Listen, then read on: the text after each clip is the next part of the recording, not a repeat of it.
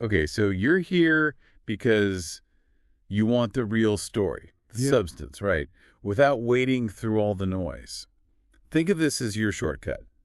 Today, we are diving deep into the very multifaceted journey of Justin Bieber. Exactly. We've got this great narrative account of his life, and our mission is to really get past the headlines. Understand the moments that truly mattered, the forces shaping his path, give you a really informed view. Right, let's jump in. Chapter 1, it takes us right back to the beginning. A young talent from a place you might not immediately associate with global pop. Justin Drew Bieber, born March 1st, 1994, Stratford, Ontario.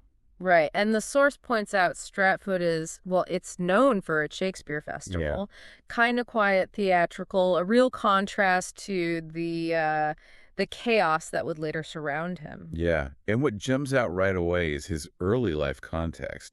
Raised by his single mom, Patty Millette. She was only 18 when he was born. Mm-hmm. That speaks volumes, doesn't it? About resilience, maybe a different kind of upbringing, perhaps some early independence for Justin himself. Absolutely. Right. And music wasn't just like a hobby. It seems it was really deep-rooted from a super young age. He didn't just listen. He went after it, taught himself drums, guitar, piano, trumpet. And how did he learn? The source says by listening, watching YouTube videos, and just practicing. Yeah. Just figuring it out himself. That's pretty remarkable for a kid, that kind of self-teaching. It really is. It shows this inner drive, It wasn't pushed on him, it was his passion. And the YouTube thing, Yeah. well, that's some serious foreshadowing, isn't it? Totally. But before YouTube blew up, there was the local stage. Age 12, enters a singing competition right there in Stratford, saying Neo's so sick. Did he win? Didn't get first place, no. But the account says the performance was really powerful, emotional. People were surprised. It definitely made an impression, showed his talent was, connecting. Right, that's crucial early validation, even on a small scale. It tells him, hey, people notice this. Builds confidence, maybe cements that dream a little more. And then comes the moment that changes everything. His mom, Patty, starts filming his performances and putting them on YouTube. Just for family and friends initially. Exactly. Just a way to share. But, well, you know how the internet works. Strangers find the videos. They share them. Suddenly, this kid from small-town Canada is singing Usher and Chris Brown covers. He's getting millions of views. Viral. It's just the perfect example of how platforms like YouTube changed the game. Bypassing the old gatekeepers, talent could just emerge, build a fan base directly. Those algorithms just amplified it. Which leads us straight to Scooter Braun, music industry guy, stumbles across Justin's videos, almost by accident, it sounds like. Yeah, but he saw immediately, didn't he? That star quality, that potential just jumping off the screen shows how scouts were starting to look online more seriously. It does. Braun wasn't just lucky. He knew what he was looking for in that new digital space. The internet was becoming this fertile ground. So Braun reaches out to Patty. Understandably, she's hesitant, needs convincing this is legit. Right. But he persists. And the next thing, Justin and his mom are on a plane to Atlanta. First flight ever for Justin. Wow. Imagine that. Your first time flying is to dive headfirst into the U.S. music scene. That's a massive leap. A huge amount of trust involved there. A huge commitment, leaving everything familiar behind. Stepping into this completely unknown, high-stakes world for both of them. And then comes the meeting with Usher, the global superstar. Yeah. And Usher sees it too. Sees something special. He partners with Scooter and bam. 13 years old, Justin Bieber signs with Island Records. Incredible. Just this whirlwind. Small town kid meets massive music industry machine. And having Usher as a mentor, someone who'd been famous young himself, that must have been vital. Oh, absolutely. Not just the industry connections, but the guidance. Someone who actually understood the pressure, the weirdness of it all at that age. So at 13, his life just flips upside down. Stratford anonymity to, professional recording studios, the whole industry glare. And the source kind of leaves you hanging there, Yeah. posing the question, could he handle it? What was going to happen next?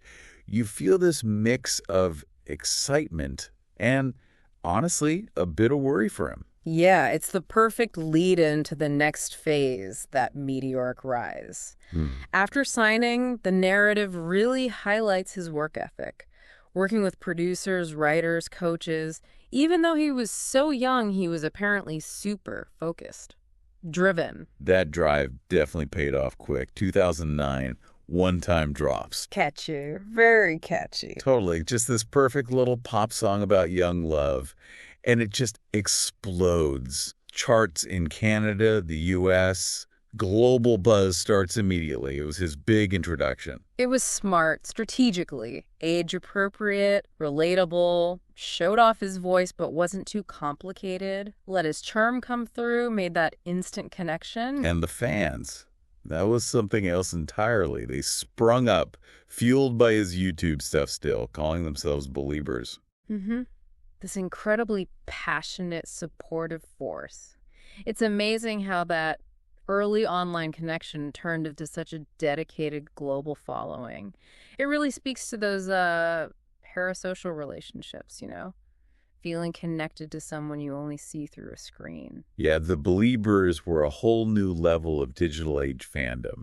That constant online presence made them feel close, fiercely loyal. It was a defining part of his whole rise. Then 2010, the first full album, My World 2.0, more hits, and then Baby. Oh, Baby. Yeah. Yeah, the source calls it a massive global hit. Most viewed YouTube video for a while there. It also generated, let's say, strong opinions. Yeah, definitely.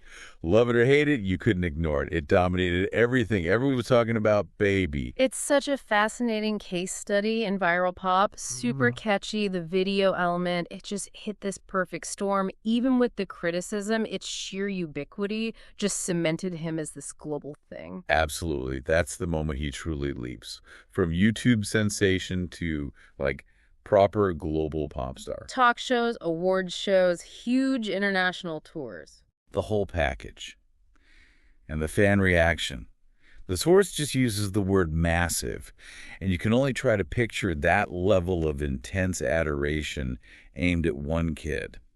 And that rapid immersion being so young, it inevitably created this incredibly weird and challenging environment for him personally. Yeah, the source is clear on that. No normal teenage life. Constant attention, photographers everywhere, judgment, rumors. Imagine that pressure.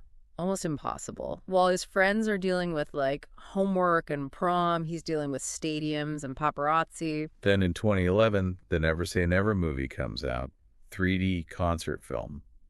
Gave fans an even closer look at his story behind the scenes. That must have really deepened the bond, right? Made fans feel even more invested. Definitely. It was smart branding, showed the hard work, the demands, humanized him a bit beyond the pop sheen.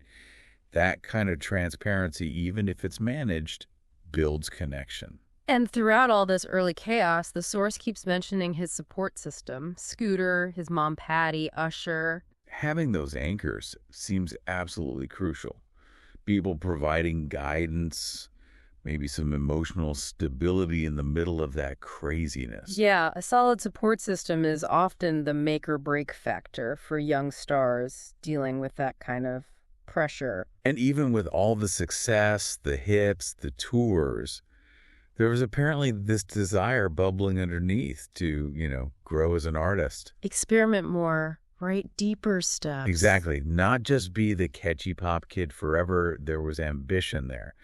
But the chapter ends by really hammering home the weight of it all, hinting that the fairy tale is about to get complicated. You get that sense. The transition from teen idol to something more mature, rarely smooth. And the spotlight on him was just so intense. Sets the stage perfectly for the next chapter, the struggles behind the gloss. Right. Chapter 3 dives right into that, the struggles behind the spotlight. It starts by framing that paradox, living the dream life, but a dream that came with these unique, intense challenges as he grew up with the whole world watching. That paradox of fame. It's a common story, isn't it? Especially for young stars. The outside success can hide a lot of internal turmoil, isolation, just a lack of normalcy.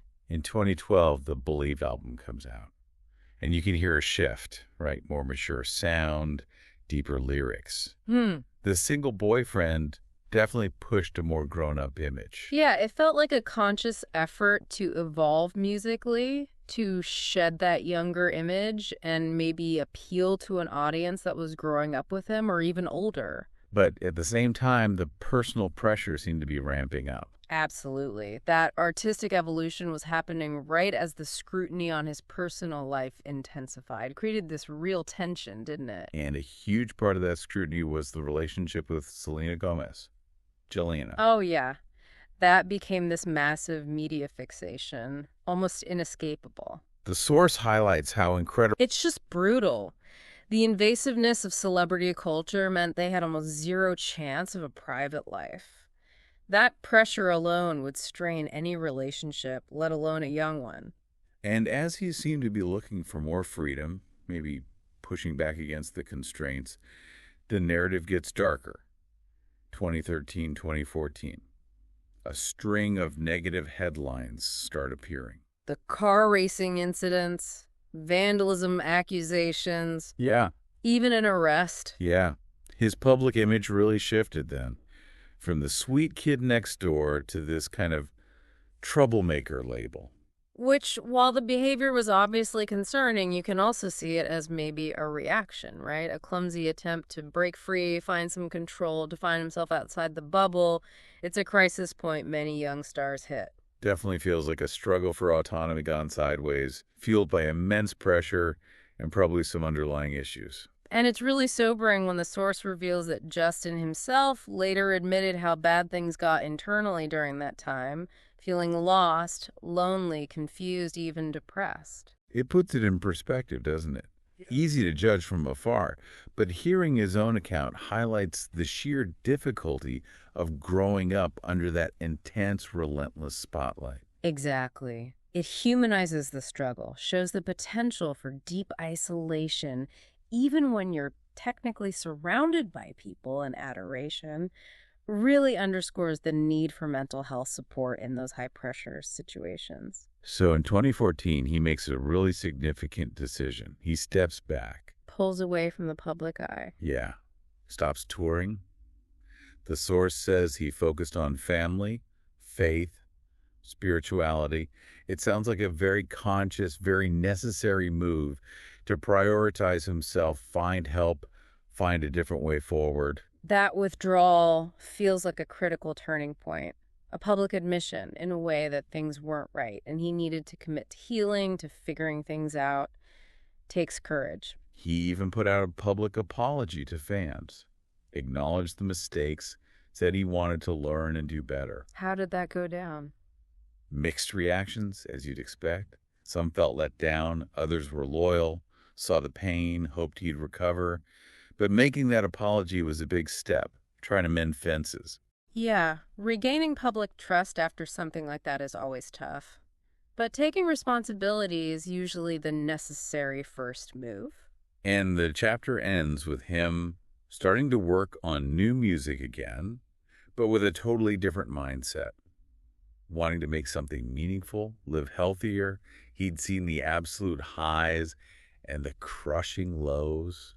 So the big question hanging in the air is, what does the comeback look like? Can he reconcile this personal growth with public expectations, find his way back? Yeah, you're left really wondering how he translates that interchange into something authentic that connects with people again, especially after they've seen him at his lowest. Which sets up chapter 4 perfectly, the comeback and the purpose. The focus shifts heavily to the personal growth during that time away.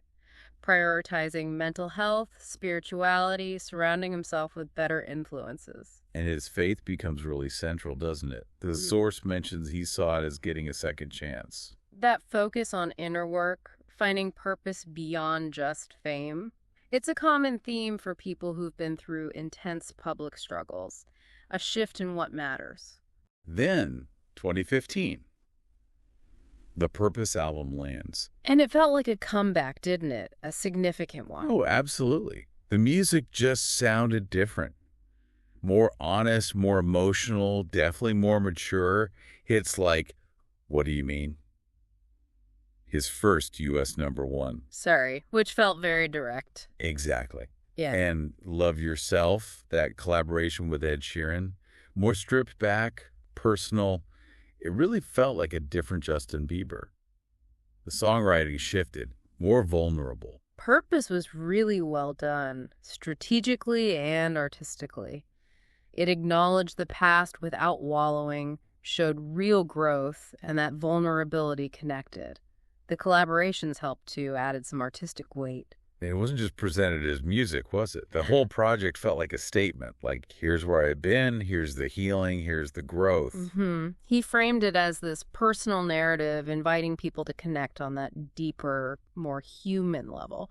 Smart move for rebuilding that public image. The world tour that followed was huge. Sold out everywhere. Showed he was definitely back, maybe even stronger in terms of fan connection because of that authenticity. But then, even with that success, the pressure cooker effect seemed to kick in again. Yeah, he canceled the final leg of the tour in 2017, explicitly citing mental and emotional health again. Which, even though it disappointed fans, was another powerful statement, wasn't it? Prioritizing well-being over the show must go on mentality. Definitely sent a message about self-care being non-negotiable, even at that level. Yeah. During that next break, there was another big personal shift. He reconnected with Hailey Baldwin. Someone he'd known before, right? Yeah. Led to a fast engagement in 2018, marriage in 2019. The source really emphasizes how grounding and supportive that relationship seemed to be. Focused on partnership, peace, not just fame.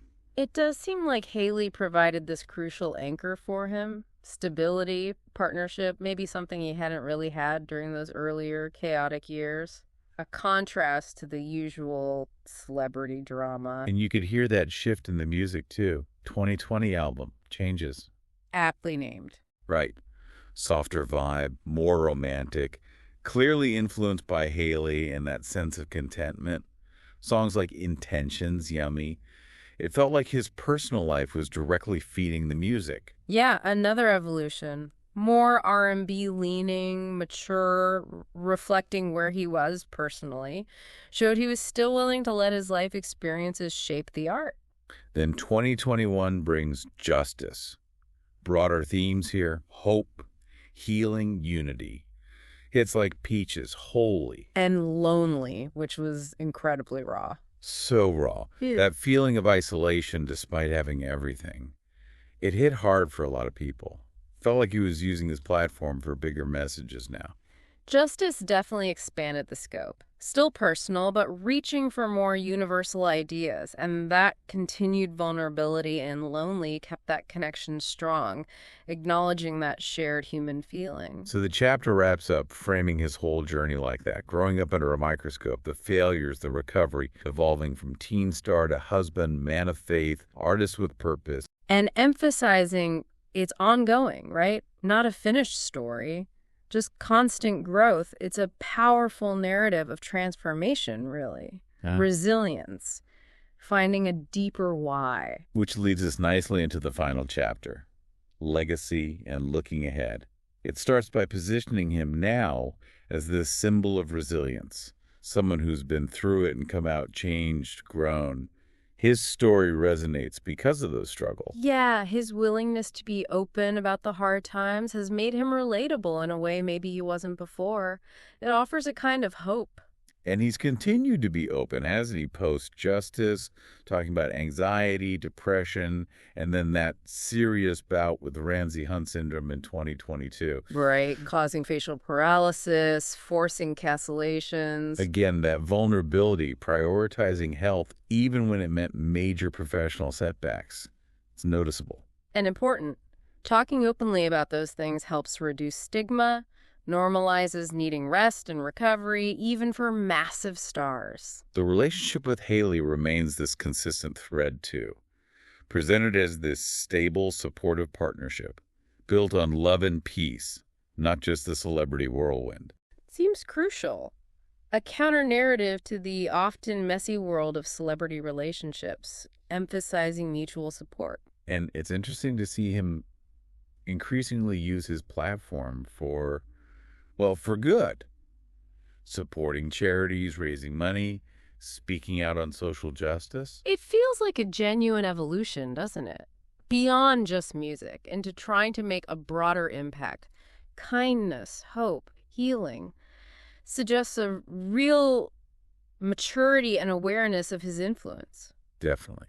A growing sense of responsibility that comes with that platform. And musically, he's still at it. Over a decade in, still creating, experimenting, collaborating. Working with diverse artists, pushing himself. The source mentions people like Ariana Grande. Shows he's still relevant, still ambitious artistically. Yeah, it demonstrates it's about the craft, too, not just resting on his laurels. Yeah. Still exploring. And think about his original fans, the Beliebers. They've grown up with him, haven't they? Exactly. Their relationship has evolved from the early pop excitement to maybe a deeper appreciation for the more introspective stuff now. It's like a shared journey. Yeah. That's a unique bond built over so many years, seeing all those phases. Yeah. So when you boil it down, what's his true legacy? The Force argues it's not just the awards or sales figures. It's more about the perseverance, right? The willingness to fall down, get back up, try to be better. His story becoming inspirational for people facing their own stuff. Yeah, it's a very human story, ultimately. One about resilience, redemption, growth. Offering that message of hope. Which leads to the final thought for you, the listener. Justin's story is this powerful reminder, isn't it? That it's okay to stumble, it's okay to feel lost, it's okay to change. And that finding your purpose isn't some final destination, it's the continuous journey, always evolving. It connects his huge public life back to our own individual experiences. It really does. It underlines that universal struggle and the potential we all have for growth and finding meaning, no matter our circumstances. So wrapping up this deep dive, we've traced this incredible arc.